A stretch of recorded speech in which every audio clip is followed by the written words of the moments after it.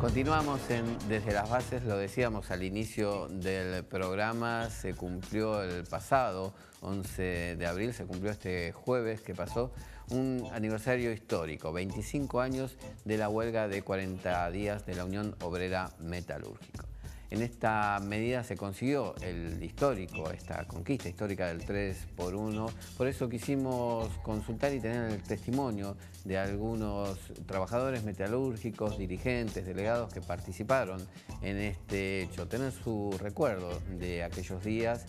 Dialogamos específicamente con Ricardo Zárate y Hugo Parodi. Ellos son dos de los compañeros que participaron de esta pelea. Escuchamos lo que nos decían sus recuerdos entonces y su balance a 25 años de aquella huelga histórica. Juntos por algo justo, esto es nuestra lucha, esto es nuestro compañero. En lo personal a mí me tocó una participación muy activa, teniendo en cuenta que era delegado en aquella época de la Unión Obrera Metalúrgica. Y en realidad tiene su origen en una fuerte discusión salarial que se da en el año 87, por el mes de octubre del 87, donde hay un paro de 3 días y una discusión salarial que se da toda la noche en la empresa Philip, donde se logra una cláusula muy importante que incluso a nivel nacional se estaba discutiendo, que era el costo de vida hasta paritaria. La CGT de Galdini discutía esta cláusula teniendo en cuenta la marcha inflacionaria del país. Si bien se logra, el acuerdo después misteriosamente se homologa por 3 meses, contradictorio con la cláusula que casualmente hablaba de costo de vida hasta paritaria, y nos lleva a una fuerte discusión dentro del Congreso de Delegados, donde inclusive hay toma de planta, que en ese momento se produce la ocupación de Kenia y de Radio Victoria, con una gran cantidad de despidos, para ser exacto más o menos 85 en Kenia y 115 en Radio Victoria. Se produce un quiebre en la organización producto de estas medidas que toma la patronal y que de alguna forma nos lleva a una fuerte discusión. Este quiebre hace que los empresarios se abusen, los salarios que venían a nivel nacional que se lograban, por ejemplo, se lograba un 30% de aumento y iban directamente a parar al básico, no al conformado. Entonces, cuando paraban al básico y al conformado, el salario iba cada vez disminuyendo, digamos, el poder adquisitivo que tenía, más con la inflación que había, que era superior al 30%. Esto lleva a que la organización de vuelta se vuelva a reorganizar. Empezamos a plantear la medida ya a nivel general y a determinar el día 11 de abril paro a partir de las 10 de la mañana con movilización. En lo personal estuve preso los primeros 5 días antes del paro, producto de que habíamos salido pintadas las paredes y de alguna forma una acusación muy fuerte de parte de una empresa de seguridad de que se habían robado cosas y de alguna forma un compañero había sido detenido cuando fuimos a pedir que lo soltaran porque había estado pintando las paredes, llamando casualmente y convocando al paro de 40 días. Nos encontramos con la sorpresa de este tipo de denuncias y bueno, terminamos varios compañeros presos, digamos, de esta situación, que fuimos liberados casualmente horas antes de la movilización del día 11 de abril, ¿no? Yo creo que fue la lucha más importante que ha tenido el trabajador metalúrgico y lo que hace que hoy estemos con salarios altos es que de alguna forma todo aquel que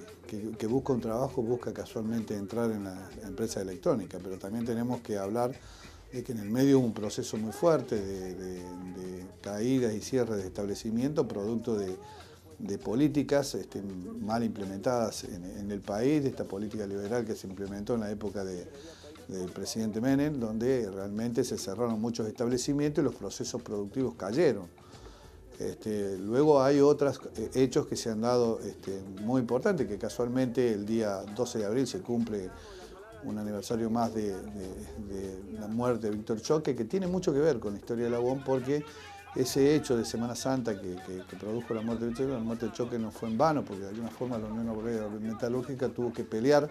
para lograr un lugar en la provincia, porque se peleaba casualmente para que las plantas estuvieran abiertas, para que las plantas siguieran, para que haya más productos que se fabricaran en la provincia, y en esa situación la Unión Obrera Metalúrgica entra a conformar con voz y voto por un decreto presidencial el área aduanera especial, donde discute allí los procesos productivos. Allí se aplacan un poco estas denuncias que hubieron permanentemente a nivel nacional de corrupción de parte de las empresas, donde violaban permanentemente los procesos productivos. Se produce un equilibrio, y es lo que hoy de alguna forma la UON, conjuntamente con la UON local, conjuntamente con la UON nacional, logra implementar esta nueva ley que hoy está vigente y que alberga una cantidad de trabajadores muy importante. La Cámara de la Unidad Territorial se encuentra aquí, en el sindicato de la Unión Obrera Metalúrgica, donde se han concentrado todos los trabajadores metalúrgicos de Río Grande para participar en esta manifestación, esta movilización. Como anécdota tengo muchas, tanto buenas como malas, como en el caso de la compañera Silvia García cuando fue detenida y le hicieron en ese momento no había jueces ni nada por el estilo, había juzgado de paz y tuvo que estar el fin de semana lavando autos que ni funcionaban en la comisaría hasta que el juez de paz, que en ese momento era Mena, atendiera el reclamo nuestro, que era la liberación de Silvia por ser activista nada más en la medida de fuerza. Como en otros casos, tener que salir a buscar, y en ese momento sí rescato, como siempre lo ha sido, la ciudad muy participativa para con nosotros y colaboradora, que nos ayudó a mantener la medida y las ollas populares, colaborando con mercadería y cosas que nosotros pedíamos como para subsistir todos esos días. Porque llegados los últimos días de la medida de fuerza, sin saber nosotros cuándo podía llegar a terminar esto, y era ya prácticamente imposible sostenerlo, porque compañeros que tenían familias, deudas, y prácticamente era más que complicado sostenerlo. La verdad, nos ayudaba mucho, la gente colaboraba mucho en llevar mercadería. Y lamentablemente lo triste de esto es que muchos compañeros se tuvieron que deshacer de muchas de las cosas que tenían. ¿Se acuerdan en ese momento? El caso de los planes de auto, que medianamente se podían ir comprando o arreglando su casa, retrocedieron en esos 40 días retrocedieron prácticamente a cero por estar dentro de la medida de fuerza. Que dicho sea de paso, después fue pagado con creces, porque al día de la fecha lo que se tiene y cómo estamos dentro de la fábrica se da por la medida de fuerza que se mantuvo esos 40 días. Y la historia es base de los cimientos de esto. Si uno no reconoce la historia y no sabe lo que se ha sufrido o padecido muchos compañeros que han quedado en el camino por pelear y por discutir esto que hoy en día tenemos, y el respeto que logró la UON a nivel provincial, no local, a través de estas medidas de fuerza que se llevaron adelante, no simplemente esta, sino el caso de Fogman, que lamentablemente para nosotros en algunos casos no fue un logro al 100%, pero fue logro al fin porque se torció el brazo.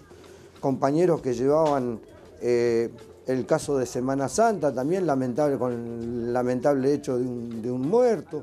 Y todo eso fue base de sacrificio y tener la conciencia de saber que todo se hacía a futuro,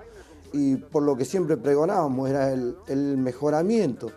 de los trabajadores dentro de las puertas, dentro de la fábrica, para que el día de mañana nuestros hijos estuvieran mejor. Entonces yo creo de que la historia tiene que estar fresca todos los días, y cada vez que nosotros hablamos con delegados nuevos y compañeros nuevos que entran a la fábrica, le recalcamos que todo lo que se ha logrado y los objetivos, poco o mucho, porque siempre hay críticas a lo que se hace, fue en base a sacrificio de otros compañeros que quedaron en el camino, porque la mayoría de los activistas del 88 son muy pocos los que quedan. Lamentablemente las empresas fueron limpiando en este proceso que marcaba Ricardo de cierre de fábrica y achique de planta. Lo primero que vuelan siempre por lo general son los compañeros más activistas, los que tienen la conciencia de luchar por el otro para que esté mejor. Y lamentablemente creo que la historia tiene que estar fresca permanentemente. Lo mejor es estar acá adentro y saber de que la organización es una familia a la cual pone la cara permanentemente, así sea por uno o por la cantidad que sea para defenderlo en cada uno de los puestos de trabajo.